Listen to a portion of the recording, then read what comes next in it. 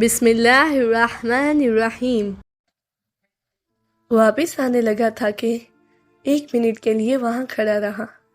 خدایا، اگر میرے دل کے لیے کر رہے ہو تو تمہیں تمہاری عزت کی قسم یہیں پر میں نے ان کو معاف کیا۔ بات ختم۔ پہلی ٹرم کے امتحانات تھے۔ اگلے دن امتحان تھا۔ سعید اتنا شور مچا رہا تھا کہ میں نے اس کی آواز بند کرنے کے لیے کان پر ہیڈ فون لگا لیے تھے۔ پڑھائی میں غرق تھا کہ امی آئی اور میرے کندھے پر ہاتھ مارا۔ مہران، تمہارے لیے فون آیا ہے۔ شہدا، ہم شرمندہ ہیں۔ قسط 72۔ انیسہ خانم کا فون ہے۔ میں اٹھا۔ خدایا، تیری امید پر۔ میں امتحان کی وجہ سے پریشان تھا۔ اس پریشانی میں ان کی پریشانی سننے کو بالکل دل نہیں تھا، لیکن فون اٹھایا۔ ان کی آواز میں خوشی تھی۔ مہران، سلام۔ تمہاری امی نے بتایا کہ تمہارا امتحان ہے، لیکن میں خود دلی طور پر تمہارا شکریہ ادا کرنا چاہ رہی تھی۔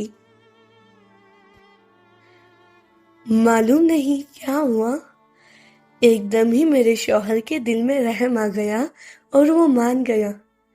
آج گھر بھی میرے نام کر دیا، میرا پورا حق مہر بھی دے دیا اور بچوں کا خرچہ بھی جتنا عدالت نے مقرر کیا تھا اس سے ڈبل ہمیں دینے کو قبول کر لیا۔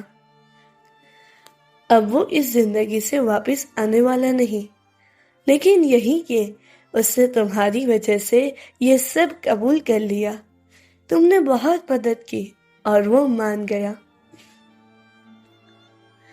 میرے ہاتھ کانپ رہے تھے۔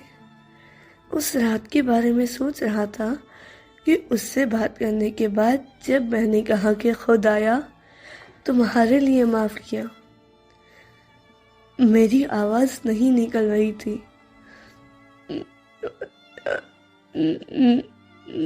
نہیں انیسہ خانم، میں نے کچھ نہیں کیا۔ آپ کو کسی اور کا شکریہ ادا کرنا ہوگا۔ کافی زیادہ وقت گزرا کہ مجھے اس بات پر یقین آنے لگا، لیکن ایسے کیسے ہو سکتا تھا؟ ایک ہی چیز اتنی بار واقع ہو رہی تھی، یہ اتفاق نہ ہو سکتا تھا۔ اب کوئی بھی میرا دل توڑتا، طنز کرتا، بہت ہی جلد اسے اس کام کا تاوان دینا پڑتا۔ اب مجھے اپنے دل سے ڈر لگتا تھا کہ کہیں معاف کرنا بھول نہ جاؤں۔ خدایا، تیری رحمت کے واسطے معاف کرتا ہوں۔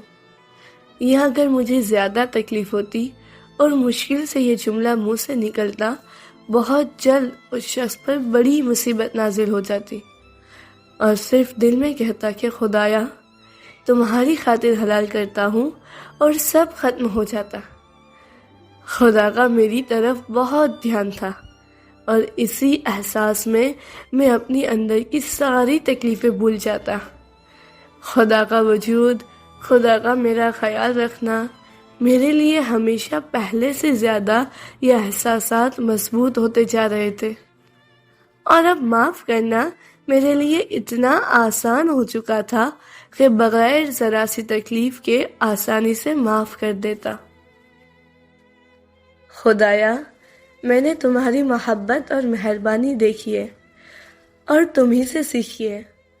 حضرت علی علیہ السلام نے فرمایا کہ تم وہ خدا ہو، اگر تمہاری عدل کا تقاضا نہ ہوتا کہ ظالم اور مظلوم برابر نہیں ہو سکتے تو تم کبھی بھی کسی کو بھی سزا نہ دیتے اور عذاب نہ کرتے۔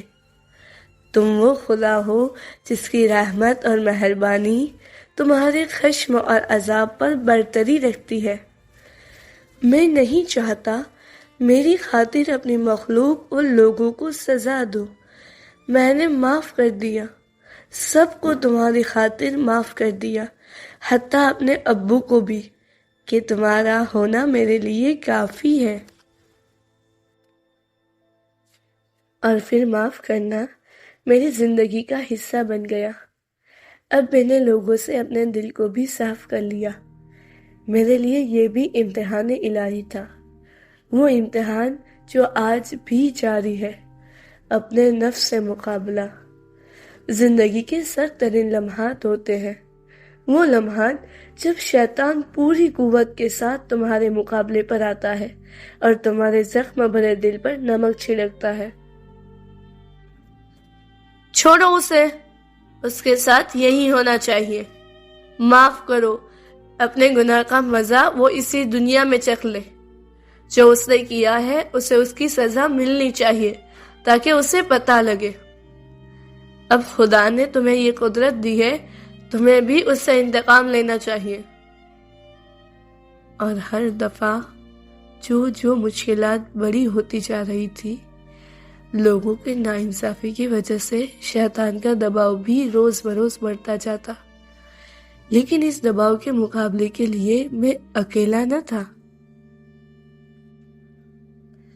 وہ خدا میرا استاد تھا جس کی رحمت اس کی غضب پر برتری رکھتی تھی۔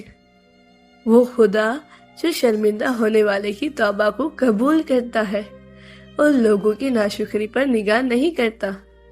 وہ خدا جو اپنے ایک ایک بندے سے محبت کرتا ہے، حتیٰ اگر ہماری توجہ اس کی محبت کی طرف نہ بھی ہو۔ یونیورسٹی سے واپسی پر فون کی گھنٹی بجی۔ علی کا فون تھا۔ سلام مہران، ظہر کے بعد کیا کر رہے ہو؟ آج وقت نکالو، مجھے تم سے ملنا ہے۔